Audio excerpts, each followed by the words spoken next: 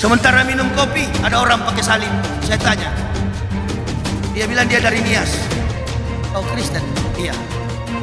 Kau mengerti lambang salib itu? Bila iya, ini lambang Kristen. Bukan, itu lambang eksekusi mati Romawi. Kamu ada Alkitab? Dia bilang tidak. Kau pulang ke Nias, kau baca Galatia pasal 3 ayat 13. Kau baca ya. Kok Bapak tahu kitab saya? Ya tahu, saya pendeta dulu, bagaimana saya tidak tahu? Allahumma arhamna bil Quran. Yang bikin rusak bukan ustadz radikal. Kami tidak radikal, kami menjaga kawanan umat Nabi.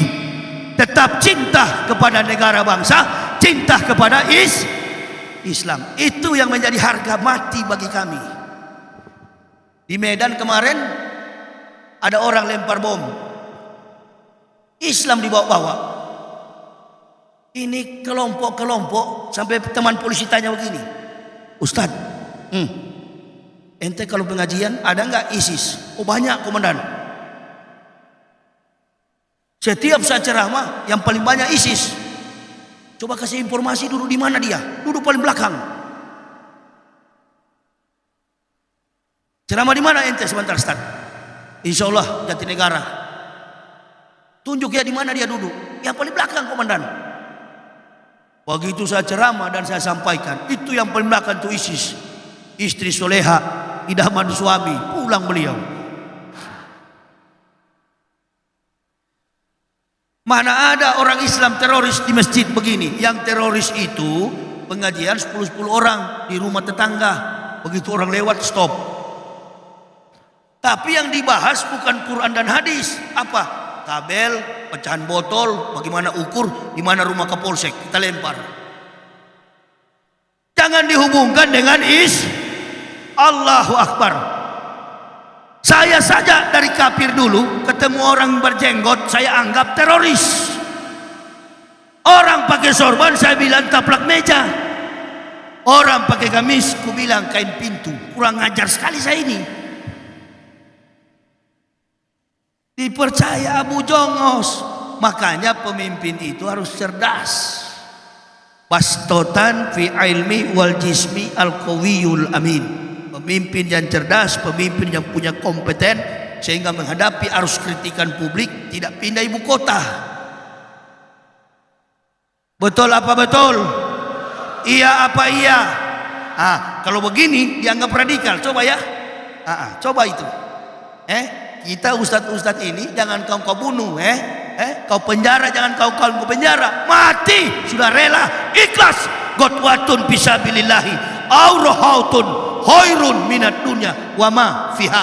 Berangkat pagi atau sore, berjuang di jalan Allah lebih mulia daripada dunia dan segala isinya. Yang ada di hati kami pendakwah ini, bagaimana cepat jumpa melihat wajah Rasulullah yang manis, yang tampan, gagah rupawan. Bukan seperti kita orang Indonesia, orang Aceh ini, orang Jawa, orang Kalimantan. Enggak ada yang lebih gagah selain Nabi kita Muhammad sallallahu alaihi wasallam. Enggak ada. Mau dibandingkan dengan pemimpin kita? Contohnya sekarang aja lah dibandingkan. Jangan, makanya jangan pancing-pancing, jangan pancing-pancing. Satu. Jadi jangan. Kami ini sudah rela mati karena Muhammad. Dan coba-coba, Islam kami bukan di mulut, Islam kami di dalam dada, lapis paling dalam, sudah di akal kami. Hidup itu sudah nggak kebayang bagi kami, nggak ada yang kami pikirkan. Makanya saya bilang, kalau mau berjuang jangan lempar bom, hanya bikin rusak Kalau mau lempar bom ikut ISIS, OSOS, USUS, SS, ente rakit bom, ente pergi ke Israel, di mana Yahudi duduk, ente lempar. Itu laki-laki. Indonesia polisi sementara jaga pos, yang jaga Abdullah, yang lempar Hanifah. Soleman yang lempar, yang mati Daud. Bagus itu. Jihad katanya. Jihad apa? Pengecut. Kalau laki-laki berhadapan. Tadi saya mau berangkat ke Lok Sungawe, sementara minum kopi ada orang pakai salib. Saya tanya, dia bilang dia dari Nias. Kau Kristen? Iya. Kau kak mengerti lambang salib itu? Dia bilang, iya, ini lambang Kristen. Bukan, itu lambang eksekusi mati Romawi. Kamu ada Alkitab? Dia bilang tidak. Kau pulang ke Nias, kau baca Galatia pasal 3 ayat 13. Kau baca ya. Kok Bapak tahu kitab saya? Ya tahu, saya pendeta dulu, bagaimana saya tidak tahu? Langsung pucat mukanya. Oh ini Pak Yaya ya? Iya, kenapa? Langsung gas kau situ. Karena saya lihat dia juga kecil kurus. Ini kalau kau lipat saya kata lempar ke sana ini. Makanya saya berani karena dia kecil. Kau baca ya Galatia pasal 3 ayat 13. Apa Pak bunyinya? Terkutuklah orang yang tergantung pada tiang salib. Jadi jangan pakai-pakai. Bule di Amerika, artis-artis Hollywood pakai kalung salib bukan karena fake, aksesoris. Hanya sekedar accessories only. Hanya sekedar aksesoris. Pakai kalung salib. Agamanya tidak ada. Hari Minggu nggak ada orang di gereja. Cuma oma-oma dan opa-opa. Pendeta di atas. My people stand up please. You and me go to heaven. Surga dari mana kawan? Cebok tidak. Aha. Sunat tidak. Cebok dulu. Ya. Orang Islam saja sudah 5 kali sujud. Cebok. Ditanya masuk surga, jawabannya apalagi ente. Nggak ada yang lebih sempurna kecuali agama Islam. Basicnya dari Nabi Muhammad. Indah sekali, tenang jiwa kita. Allahu Akbar. Saya periksa di kampung. Saya hidup di kampungnya Maryam, Bait Lam, atau orang awam mengatakannya Bethlehem. Datang orang-orang ini, satu golongan yang kita sebut dengan ahli perbintangan, penyembah matahari di kalangan Yerusalem, bernama orang Kristen menyebutnya kaum orang-orang Majus, orang Islam menyebutnya kaum Majusi, ahli perbintangan, astronom. Mereka mengatakan kepada Yahudi, jangan rajam Maryam ini. Kenapa? Karena bayi dalam kandungannya rahmat dari Sang Pencipta. Sudah 9 bulan bintang timur bersemayam di atas pondok rumah Maryam. Jangan dianiaya. Tunggu saja bayi ini sampai lahir. Begitu lahir bayi itu ditunggu. Baru potong pusar, bayi ini tiba-tiba bicara. Qala ini Abdullahi ataniyal kitabah wa ja'alani nabiyah wa ja'alani mubarakan ainama kuntu awsani bisolati wa zakati madumtu hayah. Kata bayi Isa yang di ayunan, saya ini hamba Allah. Ataniyal kitab, Allah memberi aku kitab. Wa ja'alani nabiyah, dan mengutus aku sebagai nabi. Wa ja'alani mubarakan ainama kuntu awsani bisolati wa zakati madumtu hayah. Tertulis sampai hari ini dalam surat Maryam ibunya ayat 30 sampai 31. Surat 19 ayat 30 sampai 31 dengan judul ibunya surat Maryam. Beda dengan di Kristen, Matius, Markus, Lukas, Yohanes, Stefanus, Stetanus, Robertus, Capicus, Sepritus. Mana ada Nabi Matius? Tidak ada. Nabi dari Yunani itu tidak. Omong kosong semua itu. Jengkel jangan jengkel, masuk Islam. Begitu Yahudi baca kitab, Yahudi bilang, Masya Allah, inilah penggenapan Taurat. Tapi kita tunggu dulu. Kalau betul-betul ini Yahudi kepala batu, sudah mendengar firman, masih belum percaya. Kata Yahudi kepada Saduki, Saduki, apa di?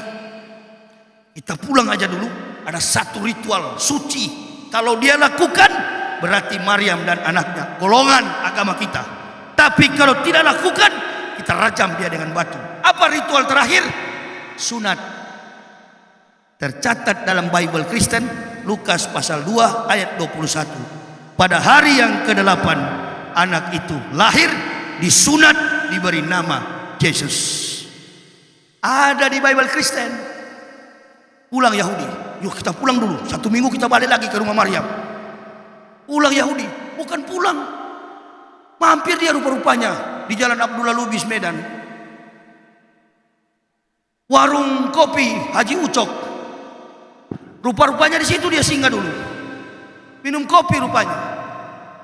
Memang bicara kalau tidak ada kopi, payah Yahudi.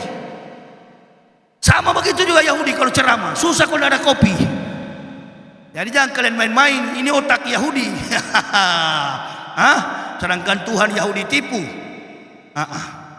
Bismillah, anak sarap kahwa. Contohnya beginilah. Oh pahit ini kopi. Jangan-jangan yang bikin Yahudi ini. Tadi di belakang manis, sampai di panggung pahit. Ini jangan-jangan Yahudi yang olah ini. Bisa jadi.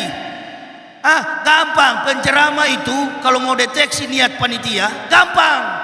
Ini kopi bukan cuma karena saya suka, I like kopi, bukan. Tapi kopi ini juga detektor untuk membaca niat panitia. Kalau kopi begini sudahlah, panitia sudah menyimpang itu. Jangan harap ente pulang dapat amplop, nggak bisa itu kalau pahit begini. Itulah Pak penceramah itu, imanuhum fi amplopihim. Itu manis-manis sedikit lah, apalagi kiai besar begini yang datang. Masa gula, kenapa? Oh ya sudah saya paham, karena memang sembako murah, termasuk gula. Ya Bu, ya gula murah sekarang kan, pengangguran aja digaji. Tunggu saja sampai ayam kencing. Ya, uang umroh, jangan harap mau kembali, sedangkan uang haji raib 92 T nggak ada sampai sekarang. BPJS naik, mantap. Kemana-mana santun kelihatan. Iya. Preman di Bekasi demo, kami mendapat izin dari bupati dan wali kota untuk menjaga Indomaret. Salah demo ini, harusnya ke istana. Mana Pak? Bapak bilang pengangguran digaji. Disisir kalian sama Brimob. Ya, jangan. Kita ini untuk menertibkan dunia perlu bicara para ulama. Ulama gak mau saya yang jadi ulama. Walaupun cuma penampilan seperti ulama, peci iya kan, sorban, gamis, wah seperti betul-betul ini. Padahal mantan kafir. Karena ulama sudah tidak mau urus umat, saya yang urus. Sama dengan orang tua, tinggalkan anak-anaknya. Siapa yang paling besar? Urus adik-adikmu. Ya kamilah yang urus. Kau nggak peduli, makanya saya bilang masyarakat Indonesia nggak usah peduli. Orang tua kita sudah nggak peduli.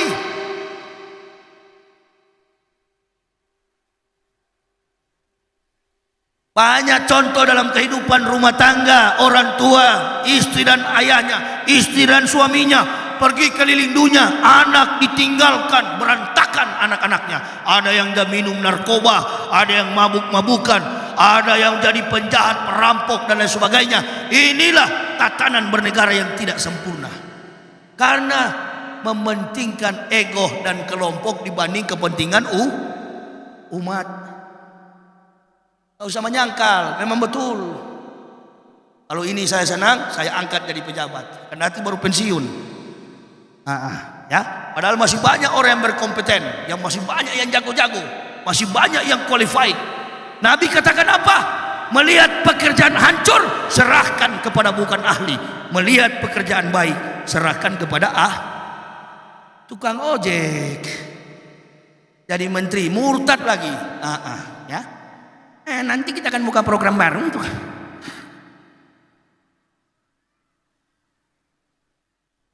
narapidana juga, kafir, mulut kasar, jadi komisaris. Seperti tidak ada lagi orang Islam yang hebat. Jujurlah, adillah kepada mayoritas. Karena mayoritas inilah pemberi sumbangsi besar bagi kemajuan negara. Tak bisa.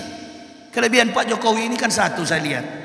Kalau ada masyarakat meninggal dunia ratusan, ribuan, bahkan di Papua kemarin, kelebihan beliau ini satu, apa? Tidak pernah mengucapkan bela sungkawa. Ini nggak pernah berdiri saya mengucapkan bela sungkawa, nggak ada. Yang ada di jalan, oke, ukur jalan. Konferensi pers, pakai baju, helm. Ya, mudah-mudahan dalam minggu ini tol akan apa itu? Tol diresmikan, gunting, pelantikan, pulang, keliling kemana-mana. Begitu undangan bilateral antar negara, alpa, nggak hadir.